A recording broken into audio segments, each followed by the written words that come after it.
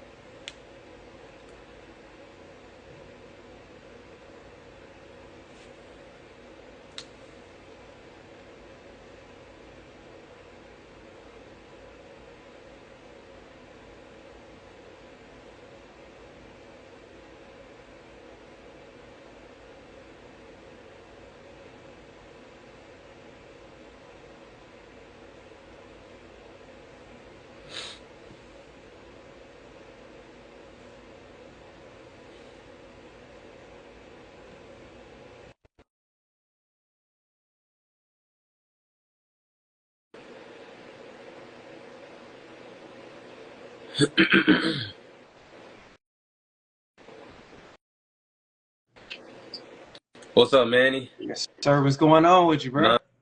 Not much, man. Not much. That's what's up. That's what's up, man. Yeah, I'm looking forward to this episode, man. Man, your TikTok videos be cracking me up. The way the people leave the voicemails. Yeah, man. Yeah, bro. Gotta let everybody get their takes off, man. I'm fortunate enough to be able to get mine off, so I'll be trying to give everybody the option to, get their takes off on the voicemail line. So Yeah, it would just be me and you tonight since Rob, like I told you, he had to take care of some. Fred he's pretty busy too, so it'll just be me and you tonight. okay, bet. Well, let's rock out, man. Let's get All it. right, we'll go ahead and get started. For sure. All right, hey guys, this is your host Thomas Tyree from Onthehop Podcast. Today this will be episode 185 for you guys. Today I'm joined by my host and by my guest, the host of the Run Podcast, Manny Wilson.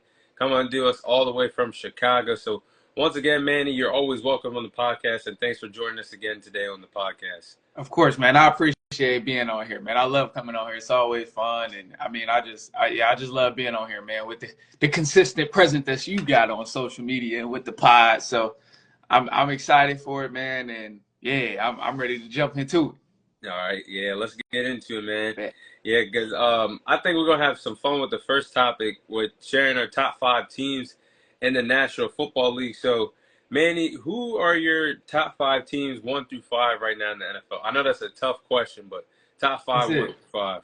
All right, so I'm gonna go straight from just the list that I have. I kind of have it in my head. I kind of have it on my laptop too. All right, no specific order as of right now.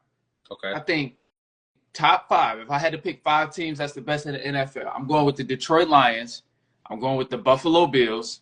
I'm going with the Pittsburgh Steelers, just because of the record. I'll explain everything in just a sec. I'm gonna go with the Eagles, and then I think I gotta go ahead. I hate that I'm doing this. I think I have to throw in the Chiefs. I think I have to. And I know I'm going to get a lot of slack about the Chiefs, but I got to throw in the Chiefs, not only just because of the 12-1 record, but just because of what they continue to prove over the years and how they continue to thrive in the playoffs. And I know we're not necessarily there in the playoffs just yet, but the Chiefs, I mean, clearly, even if they win in by blocked field goals, even if they win in by just the craziest type of ways imaginable, is still winning games, and a win in the NFL is a tough win in the NFL no matter how it get done, but they continue to win. And I mean, you got to give them credit. If they was a bad team, I think teams would be blowing them out, but the biggest thing with the Chiefs is that I feel like they really just play to the level of their competition, regardless of if a team is really good or really bad. So because of that, that's why we see so many close games literally every single week, and then they end up pulling off the game in some crazy type of way. So I got to go Chiefs, Bills, Lions, Eagles, and then Steelers is in that top 5. Everybody else in that top 5, I think they've earned the right based on the way that they've played. Lions, obviously, we know they probably the best team in the NFL right now. Eagles, dominant on both sides of the ball, even though Jalen Hurts is getting accused of not being able to pass very well right now. But Steelers, they figured it out, and they just continue to get better and better each week. But above all, even outside of the offensive side, that defense is really, really strong. Whether you're talking about the defensive front, the secondary, whatever the case is, that defense is really holding it down. And then the Bills they've been looking like a new breed. And I know we've seen this from the Bills before, but they look like a new breed. So that's my top 5 of who I got. Who's yours? Let's hear it. Yeah, man. I got a similar list. I think I got one team in that you didn't say. So I'll go 1 through 5. So 1, give me the Lions. I think they are the best team right now, 12-1, best team in the NFC. I give them the credit too, because even though they have been winning some close games lately, they do got 18 players on injury reserve. So they're doing a good job with the injuries. So staying consistent. I will say the Chiefs had 2, but I stand by them being one of the worst 12-1 teams in NFL. I just gotta say it, bro. No dominant wins. Your dominant win, 13 points. So even though they're winning, I'll say 2. 3, I'll say the Eagles. I will say it's because Saquon Barkley and the defense. I'll get to that, what you said in the past game with Jalen Hurts, because it's showing to me. They're struggling to pass the ball. 4, I'll throw the Vikings on there at 4. I like what I've seen on both sides of the ball this year. I think they could be a little better, even though they only lost 2 games. 5, I'll throw the Bills in there, only because Josh Allen, his MVP level, the level he's playing on right now, he just had 6 touchdowns and losing effort against the Rams. I mean, they were just like a defensive stop away from winning that shootout, 44-42. So, yeah, those are my top 5. But yeah, it's a lot of good teams out there right now. So it's hard to say who your 5 is. So Thomas, who you have? One more time at number 2? Who you have at number 2? I put the Chiefs at number 2. Chiefs. I don't really want to, but I gotta. I can't say it. I gotta put them there. I gotta say, because they are the best team in the AFC in 12-1. But I do believe they are like one of the worst 12-1 teams I've ever seen. I agree. I 1,000% agree with that part. I think what the Chiefs has done so far this season has been ridiculous in terms of their level of play. But I really do feel like they just play to the level of their competition, which is why we see them so up and down and just in a battle with literally every team that they play against. But I got to give a little pushback, because you got Bills at number 5. Yeah, bro. At 5. Yeah. Ooh, Bills at 5. I do like the Bills a lot this year. I do. I like the Bills too. And usually I'm on the side of like the Bills have done this in the past 3-4 years anyway. Like they always solid. But I mean, they've been rolling. I think they by far, the record doesn't necessarily show it because the Chiefs are sitting number 1, but I think they look like the best team in the AFC for sure. That ain't a bad take, because they did beat them. I mean, they did. I mean, this was early in the season when they got blown out by the Ravens on the road. But other than that, like, who was their other loss to? So, Rams, Ravens. I can't think of the other loss off the top of my head, but that's 3. That's 3 games. So like you said, record. If you go not based off the record, there is an argument to say they are the best team in the AFC, though, for sure. Yeah, it was the Ravens, Texans, and then they just recently lost to the Rams. Yeah, I forgot they did lose to the Texans. Okay. Yeah, Texans lost by 3. Ravens obviously gave them that work, but I mean, even in that game against the Rams, that was like, I feel like they potentially could have won that game if they would have played the clock a little bit different compared to how they did. So, I mean, yeah, these wasn't some crazy losses that they had, but like when I look at the schedule, it looked like they just been taking care of business, man, against everybody, and they haven't had a tough schedule. The only competition they really faced was the teams that they lost to, but outside of that, like they got the Lions next week, and that's gonna A good be game. yeah, that's gonna be a game for both. Like for the Lions, I mean, they getting a lot of hype right now, and then also the Bills getting a lot of hype too for the season they've been having. But that's gonna be a dog fight. Hopefully, that's what we get to witness. So that's gonna be interesting. Yeah, and that Bills game showed me a lot about team. I mean, you get beat on any given Sunday or anytime there's a game that you have a game. But what showed me something different is not only did they get back into the game because they were on the verge of getting blown out until the offense started rallying behind Josh Allen. Josh Allen playing hero ball. I mean, he's always been one of the best quarterbacks in the league for a while now. But Yeah, like his hero ball of turning over the ball has gotten him in trouble over the years, and one of the reasons why he led the league in turnovers last year. But now he's like balling out. He's playing clean football. He knows where to put the ball in the right absolutely. spots. He's balling out. So I see something different. And defensively, they don't have the stars Hmm. on that. I mean, they still got Von Miller, but he ain't the same Von Miller he used to be. But they don't really have the star power like all these other defensive teams do in terms of like skills and things like that. So the Bills I'm seeing something different in them right now, for Yeah, sure. he's definitely been playing at that MVP level, man. So I'm happy for what we're seeing for the Bills, and a lot of people been saying this gonna be the year they actually get over the hump and can beat the Chiefs and stuff. But you just never know. Never know. You never know with the Chiefs one, and then you never know when it's the Chiefs in the playoffs too. So Yeah. Yeah. Let's see who else I got. So I wanted to say something about the Eagles thing too, because what you said, mm, yeah, they're hot as a forest fire. They are on a 9-game winning streak. But if I'm being completely honest, the Jalen Hurts, him passing the ball, it ain't looking too hot. Because if you take away Saquon Barkley, he's playing at MVP level, running the ball. And you take away what Vic Fangio, their defensive coordinator, has done with that defense. mm-hmm. I mean, they're averaging 180 passing yards per game. That's the second worst in the NFL, and the Patriots are dead last in that category. So you're seeing the ongoing beefing between Jalen Hurts, AJ Brown, them talking about passing the ball. It's like, yeah, you're winning, but like they can't even get it right. And you got people complaining about they want the ball more, they want the air attack to be better. Yeah. And you're looking at teams like the Lions that could just run the ball, and their number one, St. Brown, he's not getting all the catches, all the targets we thought he could get, but he's still doing the dirty work, running the run blocking and things like that, not getting mad about it. Facts. And you know, I think that plays a big part too. I mean, with Jalen Hurts, to me, I've been on the train of saying Jalen Hurts is overrated for years. Yes, the Eagles is good.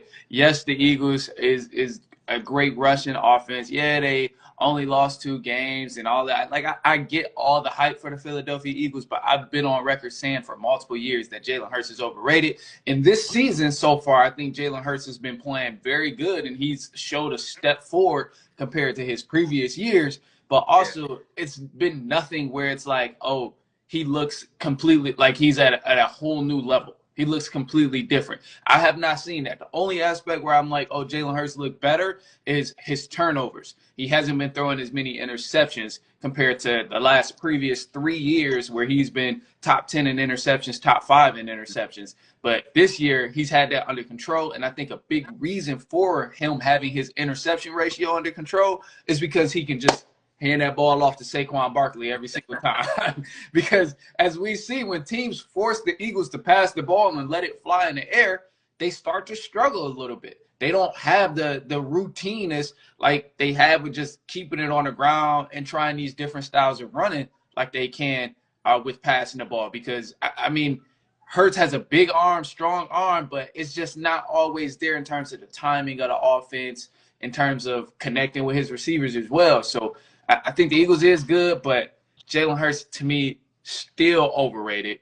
And, I mean, anytime we see a team force the Eagles to pass the ball, that's really when we start to see, like, how reliant the Eagles' offense is on Saquon Barkley and that offensive line running the ball. Like, it's crazy because you don't see that same thing with the Lions. With the Lions, they can throw it in the air and it's looking efficient still. So I can't help but to notice that. Yeah. So that's something about the Eagles for sure. Yeah, the Chiefs, man. I'm gonna ask you though, That's Manny, because it. I was saying this last week. Do you think that three-peat is still possible with how Absolutely. the Chiefs are playing right now? 1,000% possible. I 1,000% think the Chiefs three-peat is still possible. A lot of people got to understand. I know these wins has been fluke. I know there's been some crazy fluke type of wins.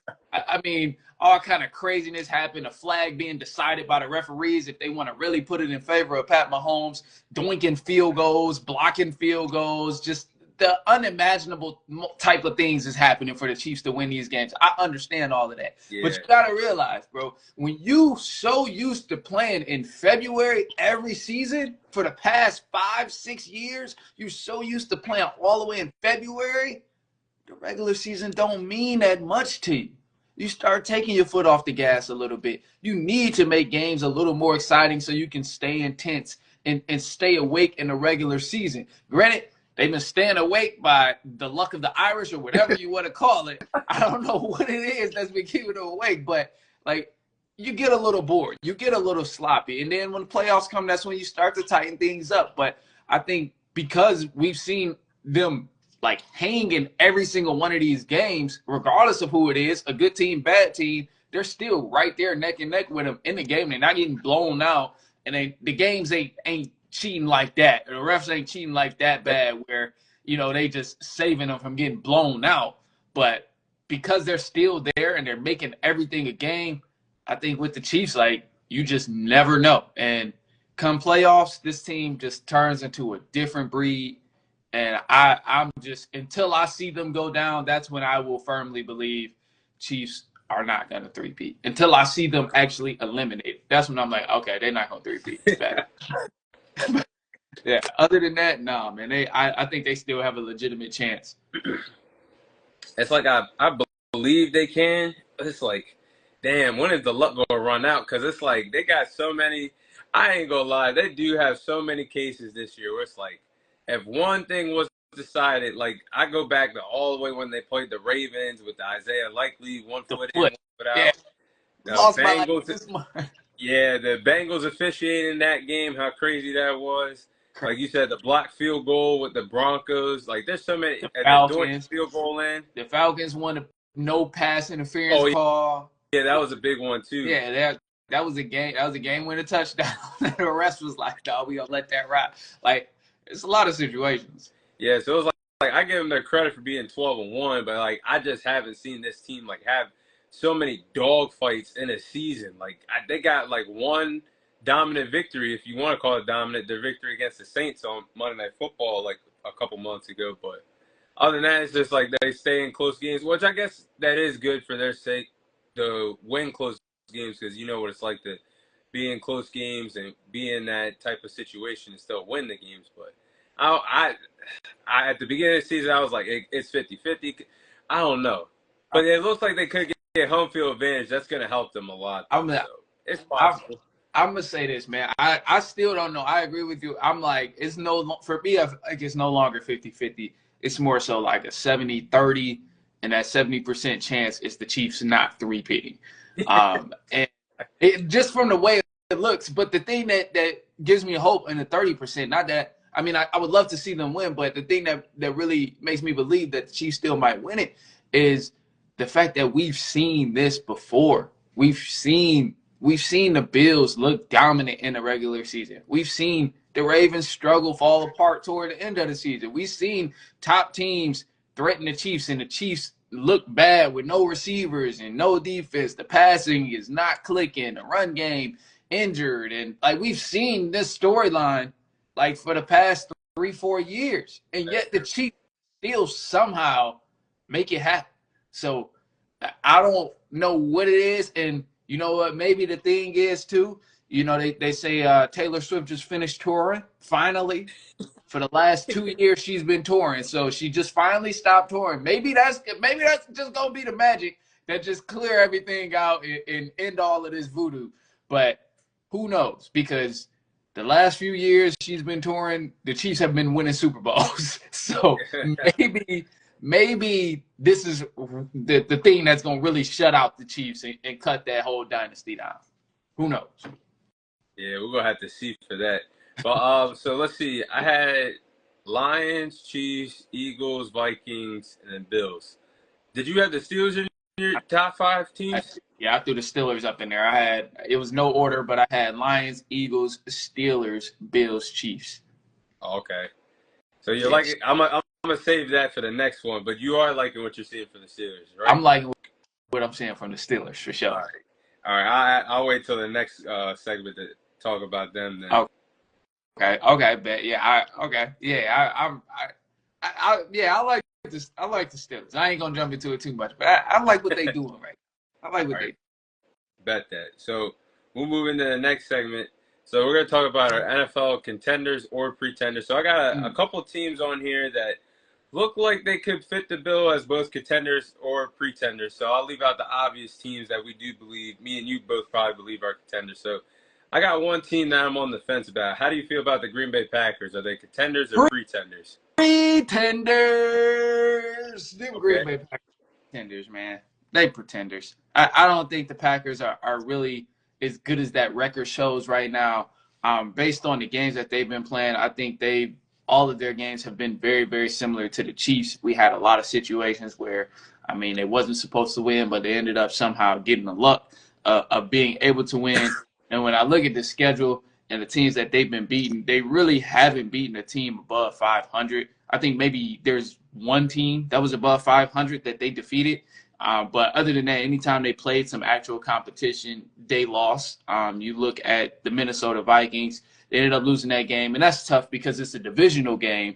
But I think toward the back end of the season, looking at their schedule, seeing them play the Lions, the Seahawks, or they just lost to the Lions. And we seen how they looked in that game. But another example, a team that's above 500 that have a winning record, they couldn't really get it done. But they play the Seahawks, the Saints, the Vikings again, and then the Bears. Two divisional matchups, and then also a solid Seahawks team who's like in a run for the playoffs right now. So I think we'll really start to see the decline of the Green Bay Packers in these next few weeks, just because I haven't been convinced. Jordan Love been in a sophomore slump. I think that's safe to say at this point in the season. Sophomore slump has hit him hard, and then he hasn't been able to connect with his receivers on a level that we really thought he was going to be able to do. And last year we seen him throw for a lot of connections with his top tier guys, but now it seems like he can't even find his guys when they're open and get them the ball when they need it most. So I think they're pretenders, man. Yeah, I think they're pretenders, big time. Yeah, man. I agree with everything you said because I view the Packers as pretenders, but obviously they're a playoff team, but they're not a Super Bowl team. So they're 9-4. They are good enough, obviously, to make the playoffs of the NFC, but I just don't think they're good enough to get past the divisional round if necessary. If they do win a playoff game, the only playoff game I do see them winning in the wild card will probably be the winner, possibly the winner of the NFC West division, that being either the Seahawks or the Rams, or the winner of the NFC South division, that being either the Bucks or the Falcons. Well, I don't even want to say. I know how you feel. I'll save them, but the Packers, man, it's like you That's said, facts. they failed like all the big tests. They got swept against the Lions, Yeah. lost against the Vikings, lost against the Eagles.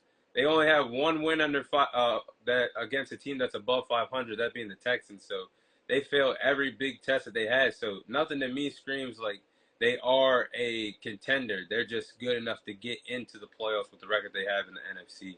Literally, I like I always say, a win is a good win in the NFL, regardless of how it happened. But I think you hit it right on the nail that they're a playoff team, but they're not a Super Bowl team. They're gonna get to the playoffs. I mean, it's gonna be fun for Packers fans because they get to continue to watch their team. But above all, I think if they run into a Seattle Seahawks, they might be in trouble. Honestly, I know how the NFC South is going right now with my poor Atlanta Falcons. They look terrible, whatever. But I actually have faith. As bad as the Falcons have been playing, regardless of who comes out the NFC South, I think they could honestly give the Green Bay Packers a run for their money because when I'm watching them, the offense just looks so reliant on Josh Jacobs. It's ridiculous. Like Yep. they can't move the ball without Josh Jacobs. And if you I kind of just I have a strong feeling about this. Maybe I'm wrong. Maybe we'll have to see how it plays out. But I feel like if you make the Green Bay Packers pass the ball, they're not going to be able to really move the ball. Because in situations where it's 3rd and long, 3rd and 9, 3rd and 10, they don't really convert on that. Like, they're not converting on those type of downs in crucial moments. So I lose a lot of faith for the Packers in that sense.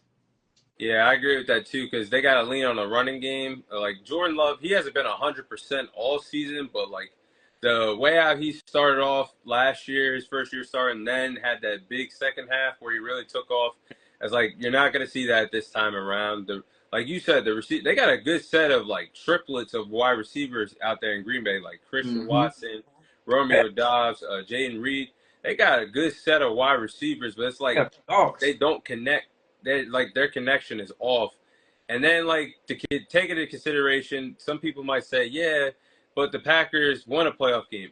I'm sorry to say, even though I'm a Cowboys fan, you ain't gonna be graced to be a 7th seed to walk in, do a 2nd seed, and take over the trap the way you did the Cowboys, because Cowboys are allergic to success. So you ain't gonna. There ain't no Cowboys that's gonna make the playoffs. That's what a lot of people don't understand. Yeah, he won a playoff game, but look who you played last year, a team that was going to self-destruct at some point. So, yeah, so I think about that. I don't know if there's a team good enough that they could knock out in the playoffs. But they are I think they are, like age-wise, they are the youngest team in the NFL right now. So they got time to grow. But the way how this team was, they're actually better than what they were last year. They just don't have the big wins to prove it. Let alone you're playing in the best division in football, but you've been swept twice by arguably the best team in the league, that being the Lions. So you failed your test. So yeah, they might get in, but I view them only as a playoff team, not like a true Super Bowl contender. Yeah, I think you hit it on the nail. I doubt they get past the divisional round. At best, they make it there and they lose again. Yeah. So that's the Packers. All right, now we'll get into the Steelers. Contenders or pretenders? Man, Steelers are contenders, man. I'm firm on it, and I really, really think the Steelers are contenders. It took me so long to figure out if the Steelers was actually contenders or not, but I have faith in this Steelers team, man, because they beat down on their own division, and their division got a lot of hype. I know what the Bengals record looks like, 5-8. They've been struggling. They don't have a defense. I get that, but they still beat down on them. You play the Cleveland Browns. I know Cleveland Browns is the Cleveland Browns. Jameis Winston missed to throw an interception. Can't see the field well downfield, so he's just throwing it to the other team. I get these narratives, but still, the Browns are still a solid team who's been competitive in this second half of the season ever since they had Jameis Winston. But yet, divisional games are tough, so you got to keep that in mind. Steelers still took care of business in that divisional game. And then the Baltimore Ravens, I think they still see the Ravens one more time. Yeah, they play in a week. Yep.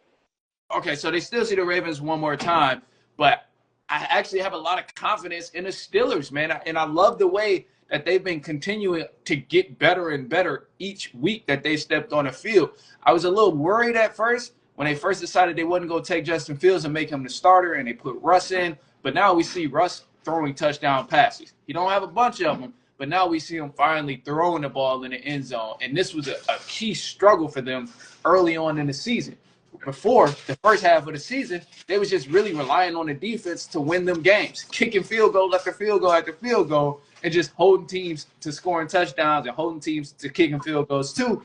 And they can get downfield, but they just had to kick a field goal in order to win it. So I think now that they've gotten better and better each week, we see Najee Harris getting going a little bit more. Russ has finally, like I said, been throwing some touchdown passes, and I'm sold.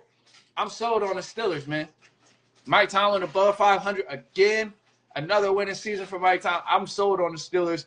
I don't think they're pretenders, man. I think they're serious. Not Super Bowl serious, but knock you out the playoff series for sure.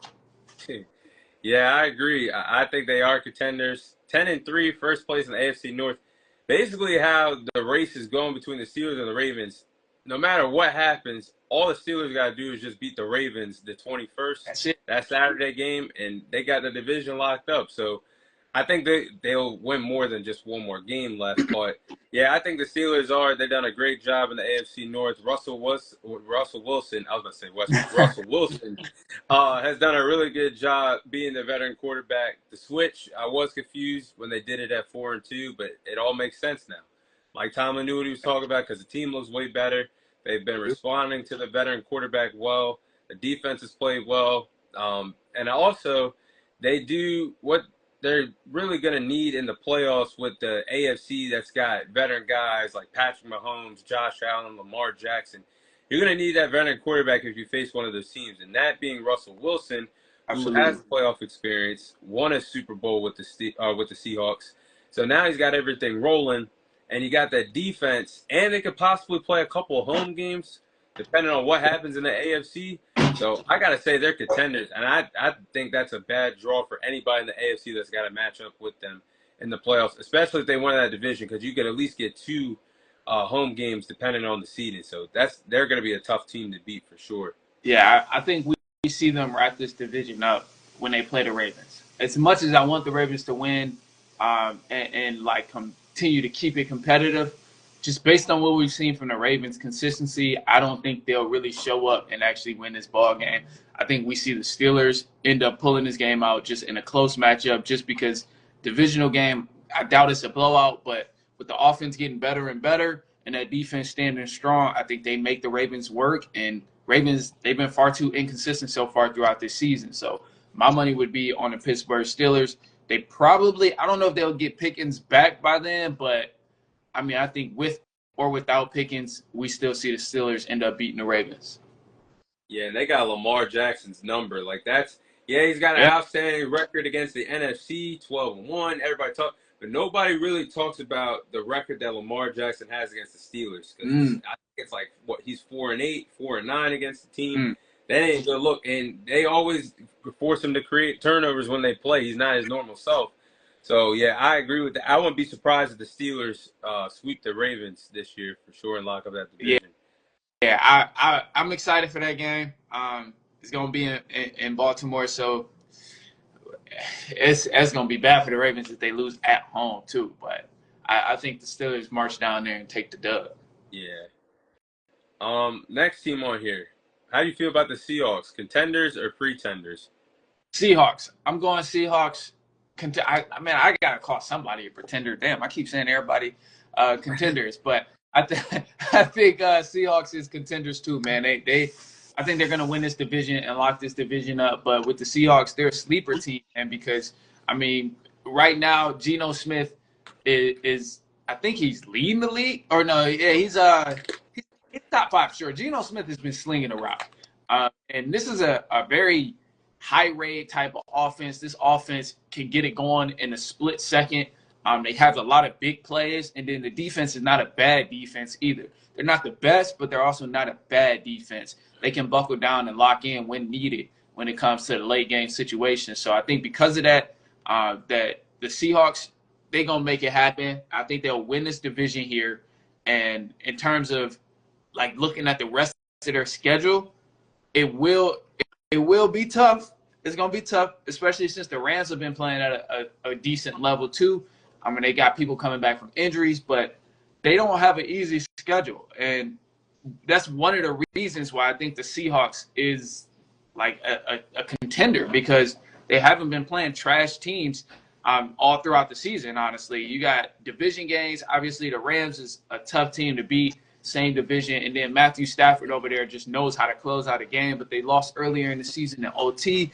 Then you had to play the Lions. You had to play the Falcons when the Falcons were still kind of at a decent level prior to really falling apart. But they were coming off a win that previous week. But obviously beat the 49ers, which is always a tough win to have. Beat the Cardinals twice. And they've been making a lot of noise this season too, but shut that down. So I think looking at what the Seahawks has been doing, I say they contenders, man. I got some faith in them to make some things happen, but I think a lot of people are sleeping on them. But I don't see them getting that far in the playoffs. I think at most they win this division and then lose in the divisional round, or possibly even wild card, just depending on who they match up against. Yeah, man. I think team is pretenders. I know they are 8-5. They do have the NFC West division right now. I don't know because it's like right now they are on a hot streak. They have won a lot of games in a row. It's just like, what type of Seahawks team am I going to get? Am I going to get that 3-0 Seahawks that start off the season? Or am I going to get the inconsistent play of Geno Smith that we've seen at times Mm. in the season? So I think they do have a good offense. It isn't like top tier, but it's good enough.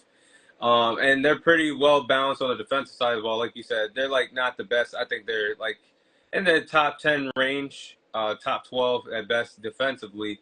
They got a tough stretch to end the season. They got to play the Packers on Sunday night this week. They got to play the Vikings, the Rams. So I think anything can happen still in the NFC West division. Depending on how that goes, if they don't win the NFC West and they get one of the last wild cards, and they got to play a team like maybe the Eagles, the Lions, or the Vikings in the first round, they're getting bounced. So that's why I say I think they are a good team, but I got to say they're pretenders based on what could happen to end the season, and then based off who they could end up playing the wild card if they don't win the NFC West. You know, I fear that you actually might be right, because they got the stats right now. Like Geno Smith, he's number two or three in passing yards. Yeah. And then the Seattle Seahawks in general is number 3 in total yards per game or passing yards per game as of right now. So these stats look good, but also when you look at the teams who are top 5 in passing, Bengals, Falcons, Seahawks, Ravens, Lions. 2 of those teams out of the 5 are actually legitimate. The Bengals, garbage. Falcons, unfortunately, garbage. So, like, it can be deceiving when you see, like, the leaders of the league right now. So, this is why I say I hate that I do kind of got to agree with you, and I'm afraid that you might be right because Seahawks sitting at number 3, and Geno Smith been slinging a rock, of course, but obviously it don't amount to much if the Falcons are up there and they're 6-17. If the Bengals are up there and they're 5-18, it obviously doesn't amount to much. So I am a little afraid about that part. So I'm worried Seahawks might end up being pretenders in that area. But I think come push to shove, matchups is going to be everything come playoffs. I do fear if they have to play the Eagles, they're out of there. They're out of there for sure. They're gone. If they play the Lions, they're out of there for sure. Even if they got to play the Vikings, we're going to see how this plays out in a couple weeks. But I think they're out of there if they got to play the Vikings too. Yeah. They got a lot of potential, though. Don't get me wrong. There's a lot of talented players on that team. I just don't think their time could possibly be now. So we'll see, though, since they are 8-5. I think me and you are going to be on this. We got 2 more teams, but I think with this team, we're on the same page. Washington Commanders, contenders or pretenders? Pretenders. The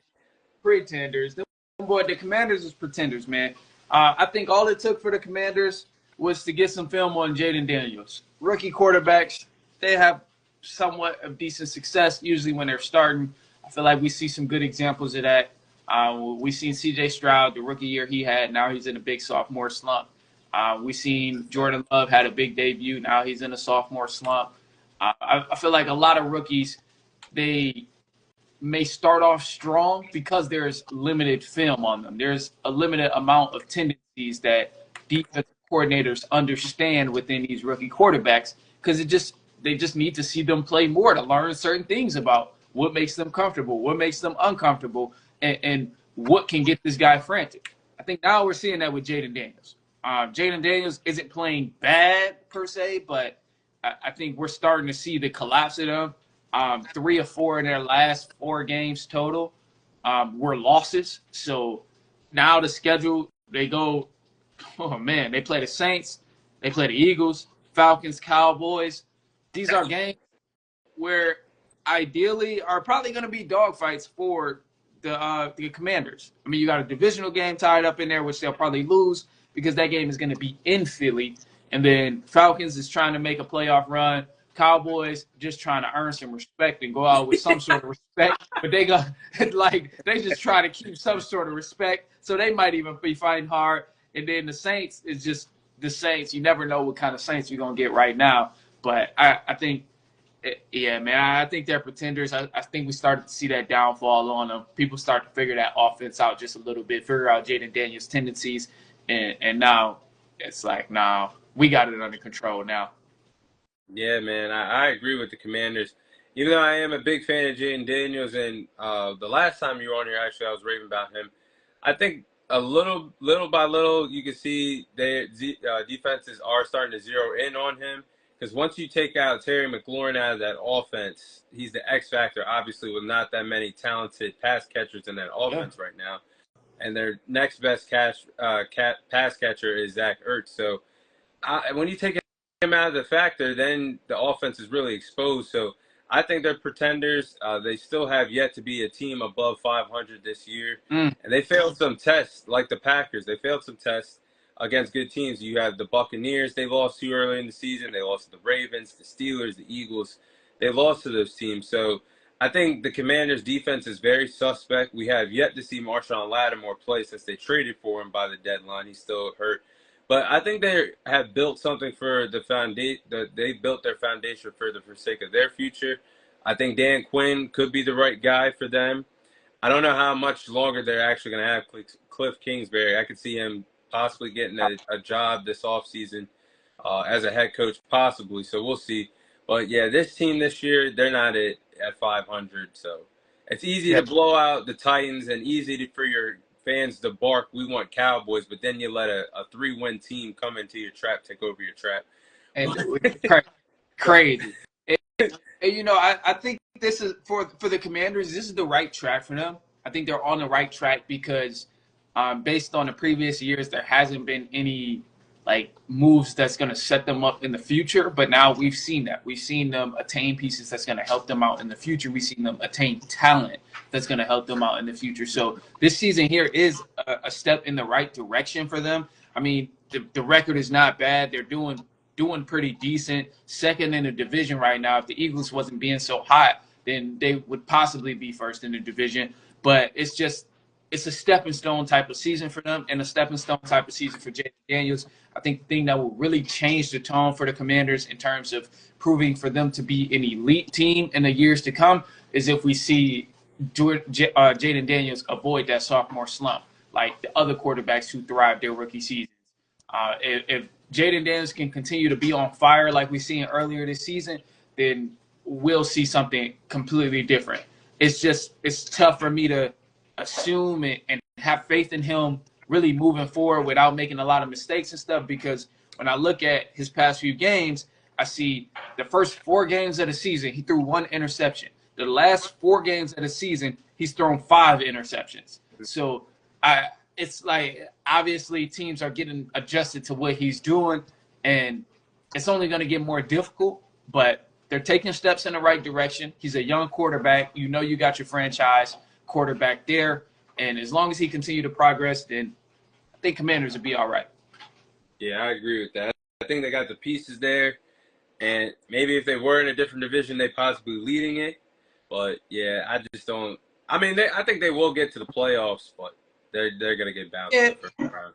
Yeah, I'm pretty sure if playoffs was to get started, like right now, exactly where it is, I think they would be straight. It looks like they would get in. So they would be there right now if the playoffs was to end exactly where it is.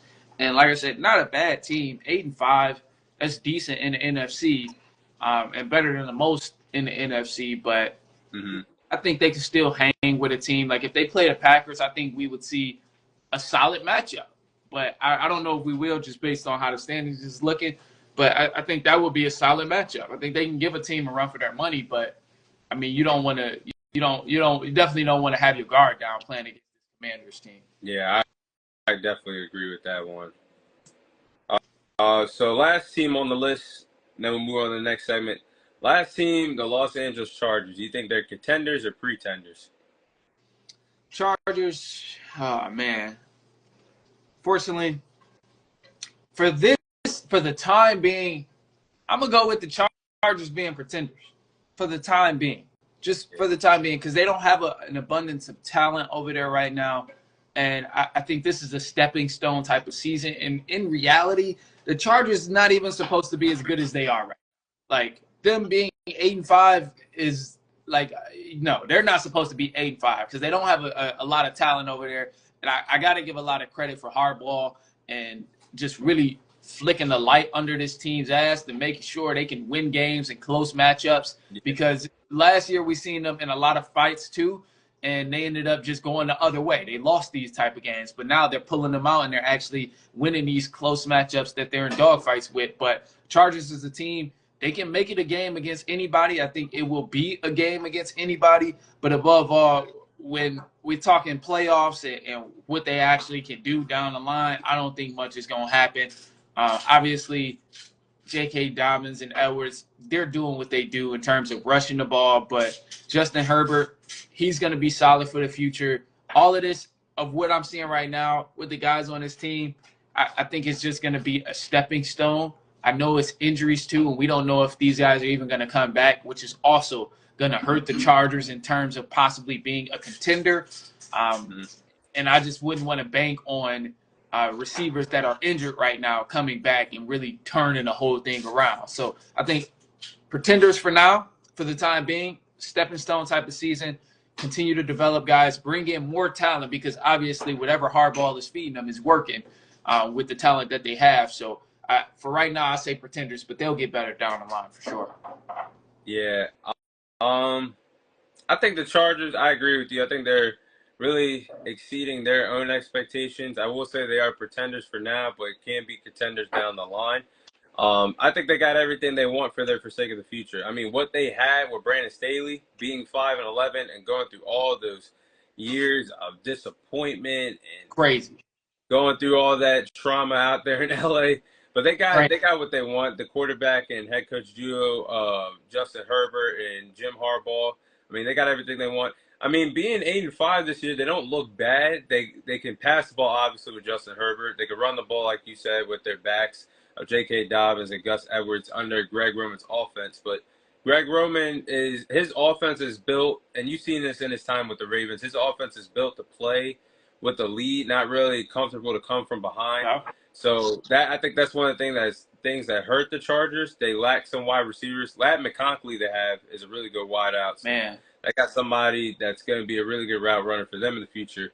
It's just like with them being 8-5 and possibly being a wild card team, there's just more stacked teams in the AFC with more star power. They're not beating the Chiefs, the Steelers, the Ravens, the Bills. They can't hang with those teams in the playoffs. So, yeah, they might make an appearance because since the Chiefs did win that division the other night, but I don't expect them to do anything right now. But for the future, they could definitely be contenders for sure. I think as far as the getting in a wild card, their best matchup, it sounds crazy, but their best matchup would probably be the Chiefs. I think I think their best matchup is just it's a divisional team that you're used to playing, and it's like I think that would be the best matchup to go against because it's like you're so familiar with that team, and obviously we know the Chiefs have been lacking, so I would say their best bet would be to go against the Chiefs. You don't want to play the Bills, who've been scorching hot and can definitely pick you apart in different ways. But with this Chargers team, I think they're solid, man. I think they're solid, but for this season, pretenders. Even though they got the 8-5 record, I don't think they're a scary team to worry about come playoffs in terms of possibly making something happen and beating a team that's playing to win it all. Yeah, that's true. I definitely agree with that. So with that being said, we're going to move on to the next segment. We're going to pivot over to college football. So Manny, we're going to share our thoughts on how college football is heading to the college football playoffs. So first question I have for you, with the format changing from a 4-team to a 12-team format, how do you feel about the 12-team format now for college football? Man, Tom, can I be honest, bro? Can I be honest? Yeah, you can be honest. All right, bro. I will be honest, bro. This 12-team format is soft. It's garbage. Early on, it's soft, it's garbage. A lot of people like it, and a lot of people are in favor of it because it's giving us more football. But at the end of the day, bro, I think that the organization of it is garbage. It's no way in hell the Oregon team, who's ranked #1 and undefeated, should have the toughest route to a championship game when they beat everybody this entire season, and they're undefeated. And then you look at a number 2 team in Georgia, who's still supposed to be the best of the best if you're number 2. They got the easiest route in the playoffs. So to me, I'm like, this is an aspect where I'm like, it's garbage. And then I just look at some of these matchups that I gotta look that's gonna be happening and before the championship, and I'm like, these are championship matchups. Like I know the whole goal is to allow teams to really playing meaningful games because you don't want guys resting for the bowl game. So I get that whole aspect. And there's ways to do that, but I think they have to clean some things up and sharpen it up with this 12-team format because it's no way possible we have a potential Ohio State and Oregon matchup that's not a championship game. You mean to tell me Ohio State can play Oregon, but that game you still got to play 2 more games in order to actually win a championship? Like, that's crazy to me. I agree That's with crazy. that.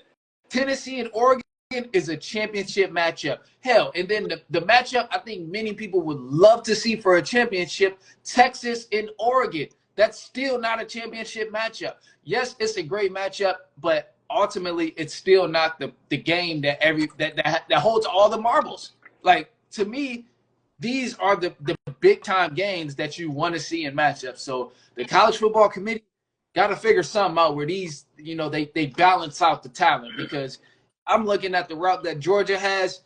Man, God forbid Indiana beat Notre Dame. I don't want Notre Dame to win, but God forbid Indiana beat Notre Dame. We've seen how Notre Dame got embarrassed against Ohio State. What do you think is going to happen when they play against Georgia? Like, come on, man. Indiana going to get beat down. And then, look, I know Boise State, they've been balling. They've been killing it so far. Best season that we've seen them have and ever. Only lost 1 game. But come on, man. Seriously. Boise State potentially matching up against Georgia. This is ridiculous. Most people don't even know what conference Boise State is in. Like, Yeah. So it's just like, come on, man.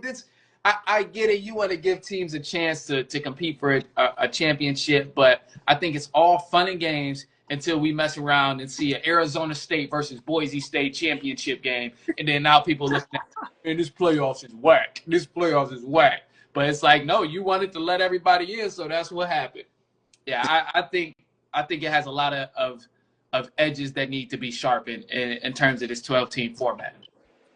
Yeah, I get all your points, man. I'm gonna get to. You said a lot of good points about where the seating is and stuff like that. I'll get to that. But in terms of 12-team, I do like the 12-team over the 4-team. We're gonna see how this plays out. But the 12-team format, I think it gives us more rounds for the playoffs instead of 2 rounds. Because basically, there's only 4 teams, you only need 2 games to win a championship. But now it gets more exciting because at times it was like, I want to see more in the playoffs. And maybe 12 might be too much, but we're going to find that out this year. But when it was 4 teams, you always have the top 3 teams then that 4th team is always that Cinderella team, that being either Notre Dame that got belted ass in the past, Cincinnati that had no business being in there a few years ago with Desmond Ritter. TCU, yeah, they had a good run beating Michigan, but then they got the ultimate belt to ass by Georgia in the championship game a few years ago. So it's like, yeah, I get that part. But then I agree with you also, because then you have the 12-team format where, here we go. Yeah, let's look at it. Yeah, like you said, Oregon they deserve the number 1 seed, undefeated this year. Let's get to that. So they do deserve that. Georgia, they won the SEC, which I think is the best conference in college football, so that's a good seed. Then I'm looking at Boise State, Arizona State. Come on, bro. Y'all are not the best 3rd and 4th team in college football. Y'all won the conference, but you don't deserve a bye. So that's where I'm having a red flag for. Like, wait a minute. I think, like the NFL does it, it's fair to have, like, in the NFL, if you win your division, you automatically get a playoff spot. And I think that's how it should be for college football. You win your conference, you should get a playoff spot. But not no damn bye when we're having teams like Texas. Who else is on here? Ohio State. How did they not get any? Oh, Penn State. Penn State is definitely, Texas and Penn State should definitely get buys. And then everybody else, like you said, you could possibly have an Oregon versus Texas game before the college football championship for the Natty. So it's like things like that they definitely got to fix. I'm looking at some of these teams, like, just off the rip, like, I think Penn State has the easiest path to the semifinals automatically because Easy. just SMU and then Boise State, and then there you are, Come on. possibly looking for Georgia right there. So I think that's something they got to clean up. Definitely next year, it should be the top 12 teams get in based off your wins, your losses, who you beat, who you didn't beat. And the top 4 teams in the country should automatically get a bye. There's no way that Texas doesn't have a bye, Penn State doesn't have a bye, and you're giving byes to Arizona State and Boise State, teams that realistically people want to see get out the way, because you remove their running backs from Boise State, Ashton Genty, and then Arizona State, Cam Scatterbo. They're not must-see television. So realistically, 2 teams that you give in buys are like not the teams that people are looking forward to playing in this 12-team format. So that's the only thing I would clean up. But and you brought up a great point, bro. Penn State got the easiest road to the semis, bro. Like, what are we doing here? Penn State is not a scrub team. You got to remember, bro. I think this is where the committee, it's 2 things I want to talk about, like with the committee, where I got a bone to pick. Because one, with the committee, bro, you got to remember, I know you want to give everybody a shot. I know you're trying to make sure you can, make guys play in meaningful games, even if they aren't SEC schools, Big Ten schools, ACC schools. I understand that. But also, you got to remember, bro, recruits are not – Penn State is not landing the same type of recruits that SMU is. It's just not happening. Penn State is landing 5-star recruits, 4-star recruits, 5-star, 4. Like, they're landing 4 and 5-star elite top-tier recruits. SMU, Boise State, 3-star recruits, 4-star recruits at like, and it's crazy because it's like it's just a huge tier in skill level, man. And I know football is a team game at the end of the day, and anything can happen.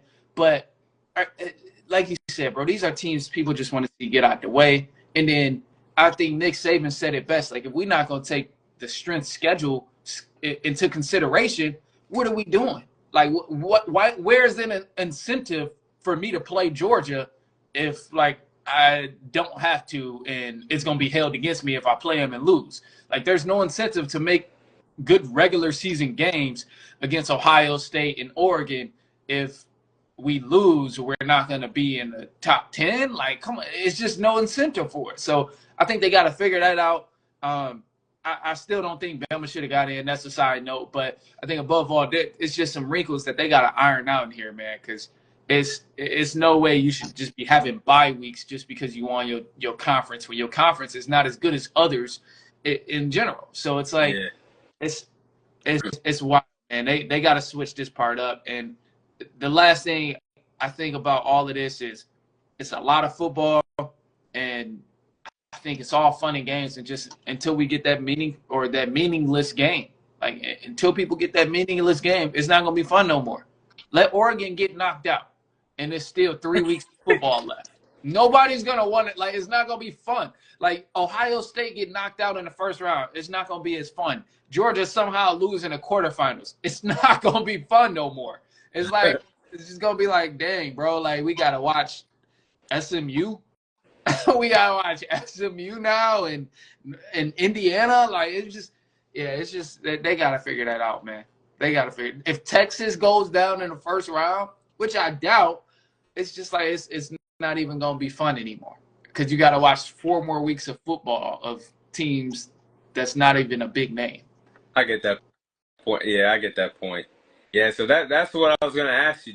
I heard you say it a little bit. Did you think the committee made a mistake of keeping SMU in over Alabama, or do you think Alabama should have got the final spot and SMU got kicked to the curb? What do you think in that situation?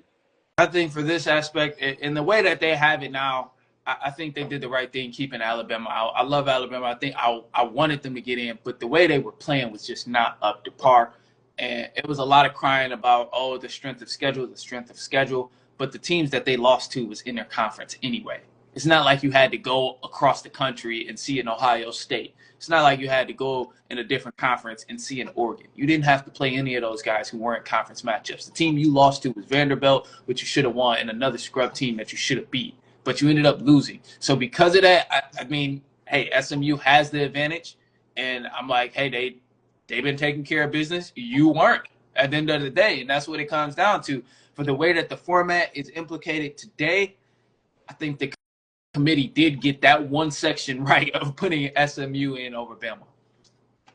Yeah, that one's tough because like I honestly understand both the sides of the committee. They had their hands tied this time of Oh yeah. putting Alabama or SMU in, especially what they did last year of giving Alabama the nod over an undefeated Florida State team. Mm-hmm. Even though they lost Travis Hunter and they were going in there with a backup, you had to put them Yeah. in last year, bro. Yeah. They had to get in last year. So then this year you have Alabama again. But I think this year they had to put in SMU. The fact that they are 11-2 compared to Alabama, who's 9-3, and SMU just played in an ACC championship game. Now, even though they lost against Clemson, I think if the game was a blowout, SMU would have got kicked to the curb. But the fact that they had a big second half comeback and only lost by 3, I think that's one of the reasons why. But then you look at Alabama, like we were just talking about, strength of schedule. I mean, their biggest win is against Georgia. But then Alabama, and then you look at SMU's biggest win is like what? TCU, Pitt, Duke. Is that Yeah. really compelling? But then Alabama, their biggest win is against Georgia, but then they lost to Vanderbilt. That's an Ivy school known for their academics, with all due respect, and that ugly loss to Oklahoma compared to SMU. But then they haven't beat a team above 500. I mean, they have beat a team above 500, but not a top 25 team. So there's two arguments for that, but I think for the sake of sanity and not seeing another team kick to the curb, I gotta say SMU was the right call here because even though from a viewership standpoint and probably a competitive standpoint, it would have been better to put Alabama in, Mm-hmm. but to do that to SMU, I mean the coaches, the whole entire program were so scared that I don't know if you saw ESPN on Sunday, man, but they had the watch parties for every team that could have got in. SMU didn't even show up to the campus together. They all watched from home, yo. They were so scared. They were so scared the committee was gonna do them wrong because like none of the coaches got together. The players, the coaches basically said, "Watch from home, and we'll just see what happens." That's how scared they were. So I mean, they had a tough. past years though it makes sense because usually in the past years it's always like Bama's getting in no matter what. Like if Yeah, Bama has tried to get in, usually the committee is like we gonna just sneak them in there real quick. Like just go ahead somehow put them in there. yeah. It was a tough one though, but I mean, I think SMU is going to get blown out by Penn State in the first round. But in terms of getting it right, I think they did get it right because you can't get in 9-3, not even playing in the SEC championship because Georgia and Texas did. So you didn't even play for a conference championship compared to SMU. And then Vanderbilt, that was the Vanderbilt's biggest win in history, the program history. Winning Yeah. that game, and then the ugly loss to Oklahoma. So I get it. I would have liked to see Jalen Milroe possibly do his thing in the playoffs to see how ready that could have probably put him at another level in terms of being ready for the NFL. But I get both sides, but I think they got it right with SMU getting in. I've seen it was a lot about Bama not getting in. I think the team that I really would have wanted to see get in, obviously Bama, because I cheer for the team, but I felt like Miami like should have somehow got pushed in there, man. You got Like Miami? yeah, I feel like Miami should have somehow got pushed in there because they only had 2 losses, and I think it was I got to double check, but I think it was like a conference loss, which is why. But I just I felt like Miami would have made for good football. I'm like, it's cool that they're giving the smaller schools a chance, but at the end of the day, it's the playoffs. We're trying to see the best of the best go against the best of the best. Like, Yeah. and I think allowing the smaller schools to get in isn't really giving us matchups that's seeing the best of the best play against the best of the best. And it's like, it is what it is, man. Like, it comes down to like how many 5-star recruits are you landing? How many 2-star recruits do you have on your team? Like, that's what it comes down to at the end of the day. So I'm like, it's cool for now. We just gotta. I mean, I guess we're just gonna see how it plays out. But I'm still on the train that SMU gets killed by Penn State. Yeah, they are. And then That whiteout at Penn State, man, they're not gonna know what to they do. gonna have the crowd meter going through the roof, boy. Like how they be having on NCAA, the crowd meter gonna be going through the roof.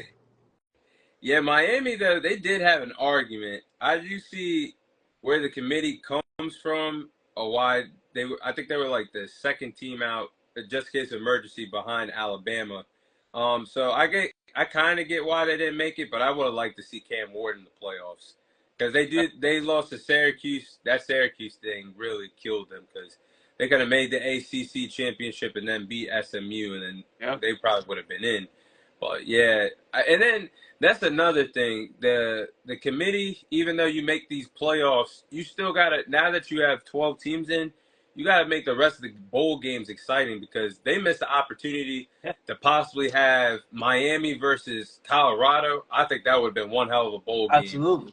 You gotta hit the nail on that. Now you're seeing Colorado play BYU and Miami play Iowa State. I think that could be a good game.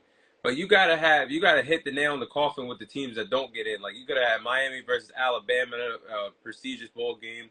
Miami versus Colorado. I think they gotta, for the teams that don't get in, you gotta line up the best teams that are just barely missing it to play each other in bowl games. Yeah, I think they got to do something, man. They got to make something happen to like even it out just a little bit, just to like even it, give it some common ground. Yeah, they got to make it a little bit better because right now it's too imbalanced, man. And I just stand firmly on it's no reason number one team should have the most difficult route. It's no reason, and then it's no reason that should not be the case at all. But let me check one more. Oh yeah, you are right. Cause Oregon, dang, actually, That Oregon. bracket is ridiculous. For that side, that bracket is Dang you. ridiculous. Actually, whoever. I mean, we got some ways, but I think whoever wins that side of the bracket It's gets to the gonna win. semifinals. They gonna win it all because you They done went through the definitely gonna win. gauntlet. You done seen it all. Yeah, man. Actually, you got to play the winner. Ohio State, Tennessee. Then whoever keeps advancing, Texas, Clemson, or Arizona State. Damn, that's actually a gauntlet. By the time you get to the semifinals, you're gonna be beat up. I'm about to be my last point I was about to make because I'm like, it's all fun and games right now. We love how much football we're getting until somebody go down. God forbid it happens, but somebody gonna end up. It's a lot of football that you're playing. Guys are gonna continue to get banged up. That's a lot of head to head that you're doing for 4 weeks, 4 additional weeks. So it's like it's all fun and games now, but I'm telling y'all, man. Look, I'm telling. I think everybody love this 12-team format because it's getting more teams in there. But it's all fun and games until we see Arizona State versus Boise State for the championship game, and it's the last game of college. Then nobody's gonna like it no more. I'm Hey, telling yo. you, bro. I just firmly believe that's like when they're gonna be like, oh no, it's trash. We need to change the format and all of this because it's like you playing a lot of football and yeah, God forbid some. I mean, Georgia already on a backup quarterback, so who knows? We could potentially looking at an Indiana or a Notre Dame championship run. And we know if they get there and meet a Arizona State, then it's like, come on, man, this is a joke of the season here. It's several teams that's better than Indiana and Arizona State. So it's like, come on, man, it's a joke. I get that standpoint. Yeah, we're gonna definitely. I'm looking forward to it. We're definitely gonna see how that's gonna play out this year. Yeah, it's gonna be wild, man. I just really like the four.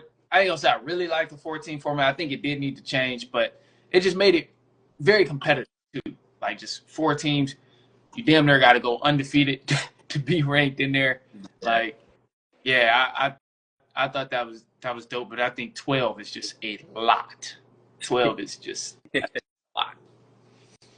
But we're gonna go ahead and move on to the final segment. We're gonna pivot to baseball. Man, I need to know your thoughts on this Juan Soto contract. The man just became the biggest villain in the Big Apple in New York, trading sides to the Yankees to the Mets. So Juan Soto's contract, he signed for a 15-year, $765 million contract. I need to know your thoughts on this contract, man. Man, How do you feel about this deal? first when I seen it, I couldn't believe that it was the Mets and not the Yankees. There was a bunch of rumors going on way earlier, like as soon as the World Series ended, about Soto possibly going to play with the Mets, and I just ignored it. I'm like, nah, he's not gonna like switch sides of New York like that. Like he's not gonna do it. He just, especially since the morale was kind of high, and you know, Yankees just had a whole trip to the World Series. I'm like, okay, he kind of, you know, established another name for himself and kind of reminded people like, yeah, I'm him in a way. His play was up to par, and obviously, bro, when I seen this, I was mind blown. I was mind blown, bro.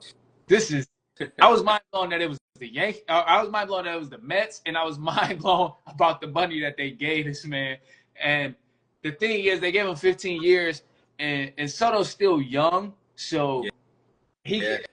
it pretty much it says like he's gonna finish his career with the Mets. And I'm like, I don't know if that's just an organization I would want to finish my career with. Like, I wouldn't. that's like where my biggest concern is. I just don't know if that's an organization I would want to finish my career with. I know the Jets or the Mets, they obviously had some talent over there when they went to the playoffs and stuff too, but I don't know. It would take a hell of a lot of convincing. And then I seen reports that it was really only like a $5 million difference from what the Yankees offered him and what the Mets offered him. Again, I would say I got to fact check this, but it was something where Yankees were offering 15 for I think it was like 15 years for 760 mil, and Mets countered and gave him 15 for 765. So like that's just, yeah, I don't know, man. I was just mind blown because I'm like, the Mets, you're gonna stick with the Mets to finish your career and establish a name for yourself and like eventually try and aim to be a Hall of Famer. Like the Mets, yeah, I was shocked. I was shocked, man. This is crazy. Yeah, I agree. I mean, I'm gonna say this for anybody watching and listening that might have kids or you got kids. Forget their dreams. Put them in baseball because the money is in baseball. Get your kid in baseball to swing a bat, throw a ball, get them in the sport because that's where all the money is. And it ain't as dangerous as these other sports out there. I mean, they get paid the most. Look, Juan Soto, as young as he is, being a former world champion, winning a World Series with the Nationals, he's an amazing hitter. This is one of the best players to ever hit the market in MLB history based on what he could do swinging the bat, being this young. I knew he would get a massive deal, but 15 years, $765 million, that's the biggest contract in North American sports history. So that is wild. And the fact that he picked the Mets over where you could have stayed with the Yankees, you could have been a villain and went to the Dodgers. But it's just like, I don't know if this is your rightful place to be for 15 years. I don't think it is because I feel like there could have been better places for him to play for 15 years, to win World Series titles. I don't think the Mets are there, and they got a pretty decent roster, but like when next year rolls around, in terms of playoffs, in the National League, I don't see the Mets getting past the Dodgers, getting past the Phillies. A Braves team, Atlanta Braves team that's going to come back healthy. They were banged up all season long, a pedestrian team. So they're screwed. I don't think that Juan Soto is ever going to win another World Series. Probably not. And the thing that I was questioning is like, is the Mets even going to have enough money to like still bring in other free agents? I'm like, you just paid a shit ton of Juan Soto. And I'm like, yeah, you landed one of the best in baseball right now. But like, I mean, he gonna still need some help. He gonna still need some pieces around him. So it's crazy to me, man. I hope he continues to have another great season. Like just based on everything that we've seen in this previous season with him in the Yankees, it looks like it was one of his best seasons that he's had in his career so far. Had 128 runs, which is the most he's had in his career. He had over 180 hits or 160 hits. I'm sorry. Which is also the most that he's had so far in his career. So he's coming off a career year, which is valid for the amount of pay, but I don't think I could have chose the Yankees over or the Mets over the Yankees, just because when you're with the Yankees, it's something different. It's like it's just a completely different brand. Like you could be an average player and take care of your business on the Yankees, and people are gonna look at you like you are the cream of the crop, the best player to ever touch a baseball. You can't do that anywhere else. You could be a subpar player, play for the Yankees, and take care of your business, and people are gonna love you just because you're at the main stage. But you go to Tampa Bay with the Rays and you a subpar player, nobody's gonna know who you are just because you're highlighted like you are gonna be with the Yankees. So I kind of think about that same thing when you choose the Mets over the Yankees, because the Mets, yeah, it's still New York, but it's not the highlight. Like he has a couple bad seasons, people are gonna forget about him. No matter what, we seen Aaron Judge fold in the playoffs. He disappeared in the World Series, but yet I guarantee everybody is still going to talk about him. He's still going to be leading the headlines come this offseason and then at the start of the season when it picks up again, just because he's at the main stage. So I just cannot believe that he had a chance to be not only just the highest paid baseball player ever, but the highest paid Yankees player ever, and establish that history with the Yankees, and he chose not to do it. I Yeah. can't believe that. Yeah, the thing that blows me is like you were 3 games away from winning a World Series with the Yankees. You just ran into a team that, to be honest, even though there's no salary cap in baseball, you just ran into a team that should just pay for better players than you. And that's rare to Yeah. say. The Dodgers, they could get anybody they want. So that's what the Yankees just ran into. It was basically star power, but it's just those little factors of having just a little bit more talent there, and pitching also was a factor. So it's like you were only 3 games shy in your first year with the Yankees. So you play with a lot of players like Aaron Judge, Stanton came alive once again, and there's so many other players. So I'm thinking like, oh yeah, come back to the Yankees. You just want a massive deal, but pick basically the B side of New York with the Mets. I'm like, come on, man. Oh my He God. picked the wrong. I'm telling you, he just became the biggest villain in the Big Apple in New York. Absolutely. He definitely did. And I mean, I think you hit it right on the nail, bro. The Yankees are already polished. They already have the help that you need. They already have the players, the talent that you need. And then one thing about the Yankees, we know they're going to spend money. Like you won't see the Yankees being cheap and trying not to pay nobody. They're going to do whatever they got to do to win. They're going to pay whoever they got to pay to come play for the Yankees and help them get to a World Series. And that's been proven throughout history. You cannot say the same about the Mets. You can't say that same thing about the Mets. Like, I mean, the Yankees is just is baseball.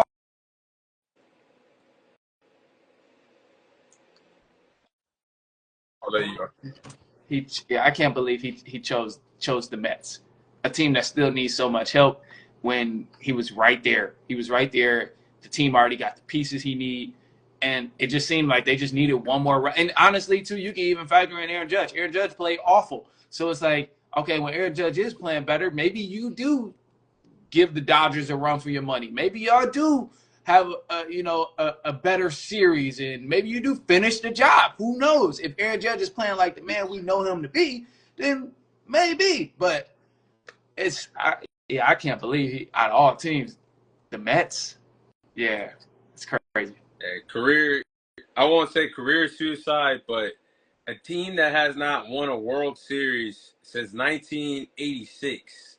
I don't think this is the right move. Plus, their division, I think their division is pretty tough anyway. So we'll see how it plays for the Mets. But the Yankees' sake, it sucks because you sacrificed so much for Juan Soto. It did pay off because you were just 3 games shy of a World Series. But that 1 year rental, I mean, they gave up Michael King, who was a pretty good pitcher that is balling out right now with the San Diego Padres in that deal. That's true. Mets I mean, I like Francisco Lindor. They do got a star over there too, so I do like the pairing of Juan Soto and Francisco Lindor.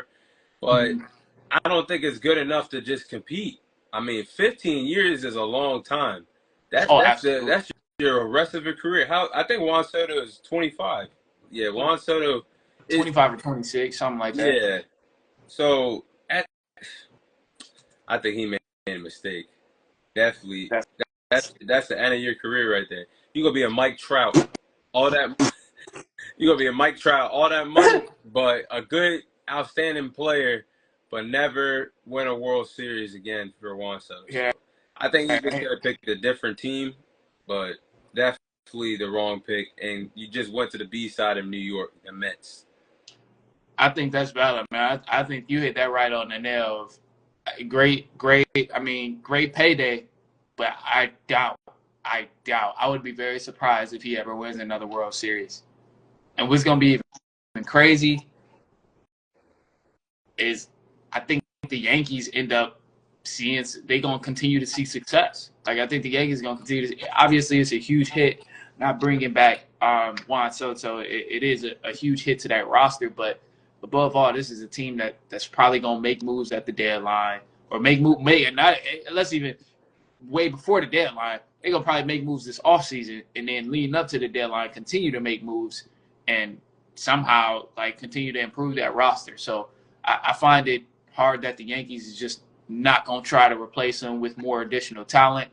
But this is a team they constantly in the running for the playoffs. They're constantly in the loop of trying to, be in a World Series and stuff. So I wouldn't have did that. I wouldn't have did that. He ain't, like you said, he ain't gonna ever win a World Series again. That was his best chance of possibly going is with the Yankees, staying with the Yankees, or at least another major market or like a franchise that's known to do good things. But yeah, I can't believe it, man. I couldn't believe it was the Mets out of all teams.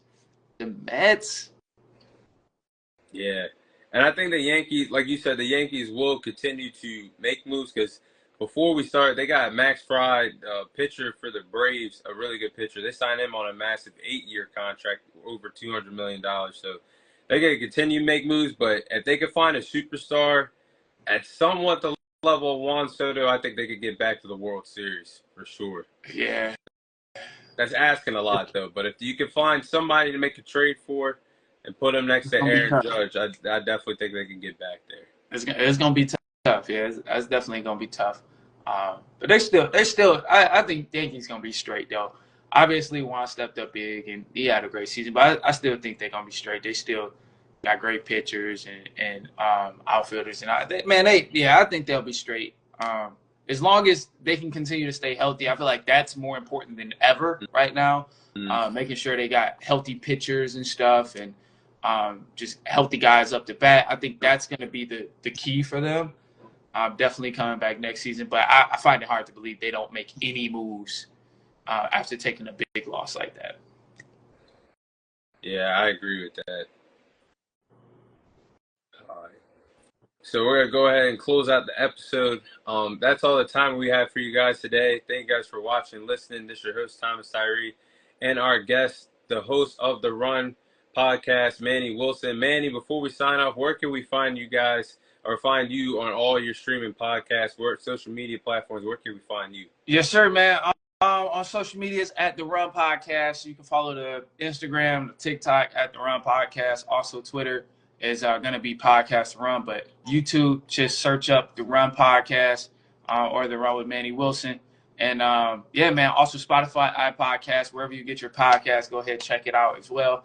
But Tom, man, I appreciate you having me on, bro. It's always a blast coming on here. Always good talking to you. I got to get you back on the run, especially for the playoffs. But it's on me. I got to make sure I create that time to make sure I get you on there. But definitely got to bring you on the show, too, so we can chop it up. Yeah, appreciate that, bro. We always have a good time talking about sports together. But, yeah, that's Manny Wilson for you guys and your host, Thomas Tyree. Thank you guys for watching, listening, and we'll see you guys on next week's episode. All right, peace out, Manny. Thanks for joining. Of course, bro. Be easy, man. You too. Yeah.